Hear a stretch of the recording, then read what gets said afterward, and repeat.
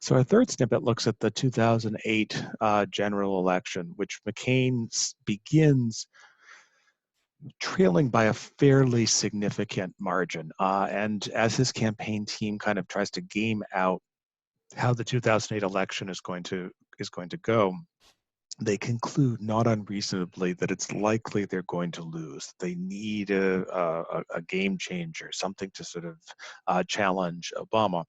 And what they come up with is the idea of a surprise nominee for vice president.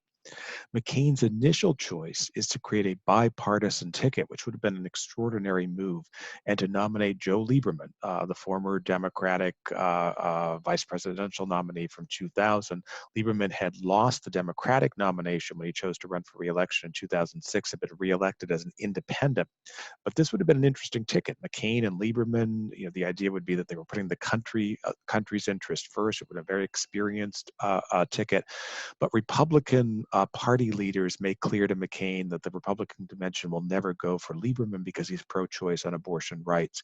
And McCain pushes that aside. And in retrospect, McCain's decision not to go forward with Lieberman and risk the party fight really ended any chance he had of winning. He probably wasn't going to win anyway. But still, with Lieberman gone, the idea is they want to come up with someone exciting, and he chooses this woman, Sarah Palin, the first female vice presidential nominee for the Republican Party, a young, attractive, telegenic figure, the governor of Alaska. So there's a kind of exotic element here as well. When the campaign begins, the most popular governor in the country, Democrat or Republican. Palin's problems, however, are significant. She had only been elected in 2006. She had no national security experience and really very little domestic experience. Previously, she had been a mayor of Wasilla, a small town in Alaska. Alaska politics is very different than the lower 48. In Alaska, if you're an Alaska citizen, you get a check every year from the state government. That's your share of Alaskan oil sales. So oil is sort of it's the dominant element in Alaska politics. So Palin's experience, which was very limited to begin with, was almost irrelevant to a national campaign. It also turned out that she was, to be blunt, not particularly bright and not particularly willing to take guidance from advisors. She did a series of interviews, first on ABC and then on CBS, which were disastrous. And this exchange gives you a clip. This is with a sense of her problems. Here she is with Katie Couric, who was then at CBS. You've cited Alaska's proximity to Russia as part of your foreign policy experience. What did you mean by that? That Alaska has a very narrow maritime border between a foreign country, Russia, and on our other side, the land boundary that we have with Canada. It's funny that a comment like that was kind of made to,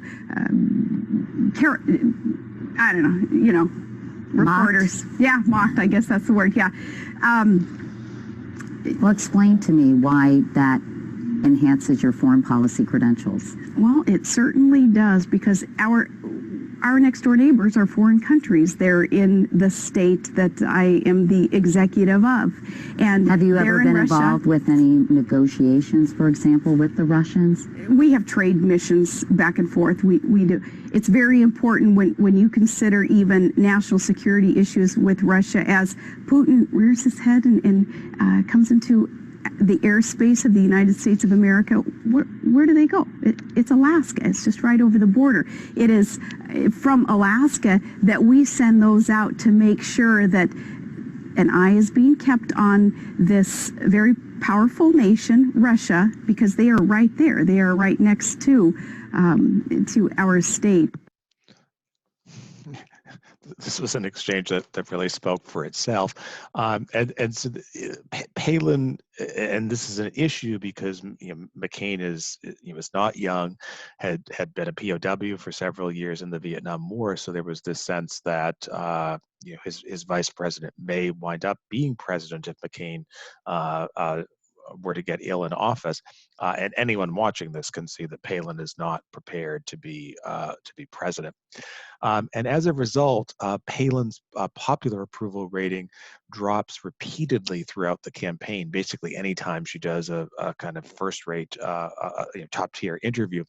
Whereas the Democrats' vice presidential nominee, Joe Biden, remains more or less steady. He doesn't do a lot to help the ticket, but he doesn't hurt the ticket in any way.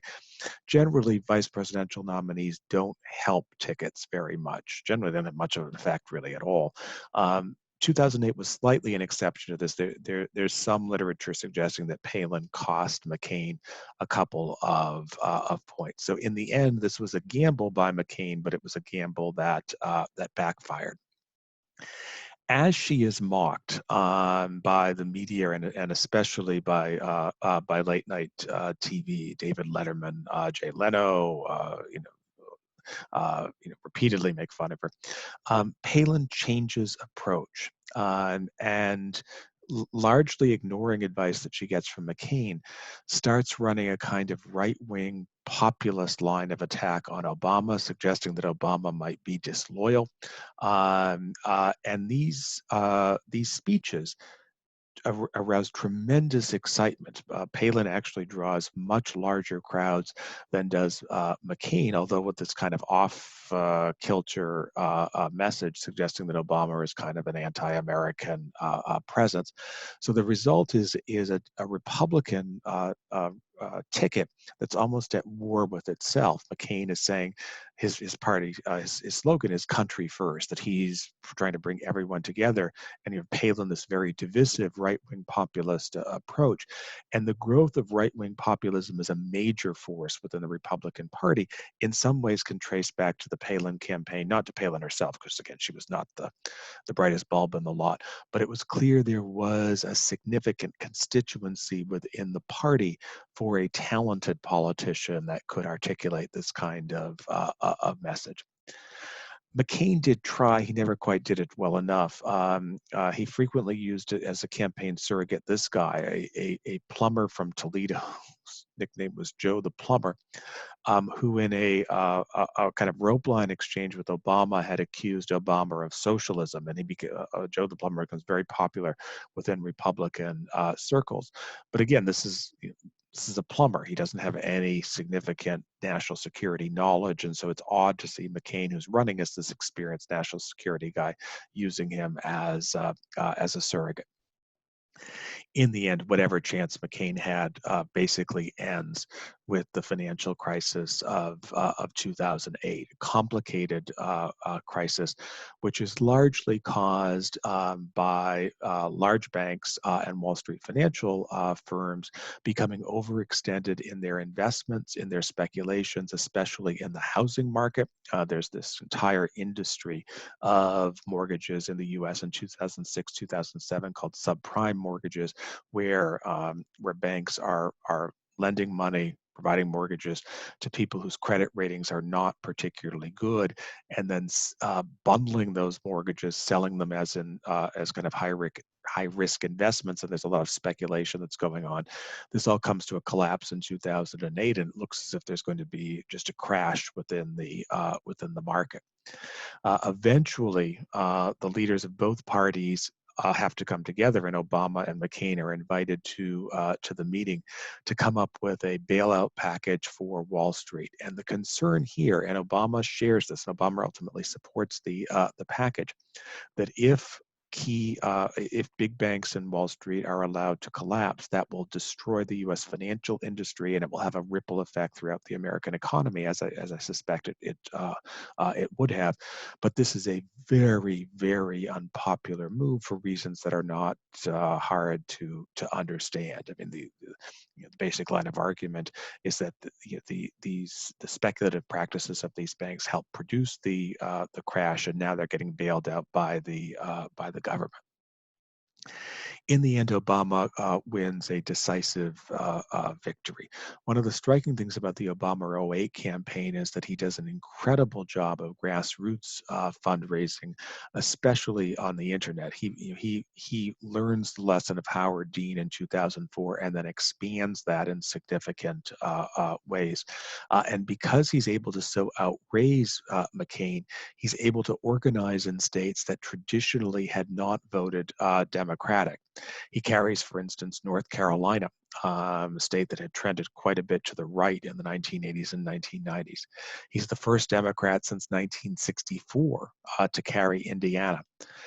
And Nebraska is one of two states in the country, Maine is the other, that awards electoral votes by congressional district, and he carries one of the congressional districts in Nebraska. Be the first Democrat to carry Nebraska since LBJ. This is the district right around Omaha in the far eastern section of Nebraska. All of these states will recede back into Republican control by 2012, but it gives a sense of just how broad the Obama victory was. Obama overwhelmingly wins among African American, Hispanic, Asian American voters. He loses the white vote, but by a relatively small margin, 55 to 43, and he crushes McCain among younger voters. He wins younger voters by a margin of greater than 2-1, holds his own among middle-aged voters, and loses older voters, but not by a tremendously large margin. So this is a broad and really quite deep win by Obama. We live in an era where we just sort of associate younger voters with Democrats. Younger voters overwhelmingly voted Democratic in 2016. And I saw a poll the other day that has Biden up by around 40 points over Trump among younger voters in 2020.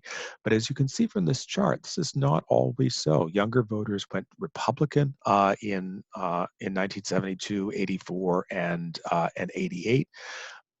They gave Perot a healthy share of the vote in 1992, and in 1980 it was basically a tie. It's only very recently, if you can see kind of from the charts, it basically starts with Obama in 2008, where younger voters have this decisive shift towards the Democrats. There are, however, counties that shift quite decisively towards the Republicans. And these counties, you can see on the map, are disproportionately counties in the Appalachian section of the United States, beginning in Pennsylvania, coming down to Arkansas and Oklahoma, through Tennessee, eastern Kentucky, western North Carolina and Virginia, and West Virginia. These counties tend to be white. They tend to be non-college educated voters, and they see in Obama something that is just simply unappealing in its entirety. They see young, diverse, charismatic, technocratic figure. They see him as someone who culturally looks down on them, and there is this real movement against against the Democrats in these counties. And Obama will do even worse in these counties in 2012, and they move even more decisively against Hillary in 2016. So there is a kind of weird realignment that occurs in 2008, where some parts of the country become much more Democratic, but there is a core of the country that becomes much more Republican. One final thing about the 2008 election, the Democrats clean up in the Senate elections. They carry all of they pick up from Republicans all of the states that I have here in purple that ultimately will give the Democrats 60 seats in the Senate. The 60th seat in the Senate comes in Minnesota, which has an extremely close election between the incumbent, a Republican named Norm Coleman, and the Democratic challenger, a former comedian named Al Franken. And what happens in Minnesota is a preview of what we may see a lot of in the fall, if in fact this election is close. This turns out to be a very, very tight election on election night. You can see here from the chart, Coleman is ahead of Franken by only around 200 votes, with a lot of votes going to third-party candidates. Neither Coleman nor Franken are particularly popular. And in the aftermath of the election, there is a lengthy recount that goes on for several months, and ultimately Franken wins.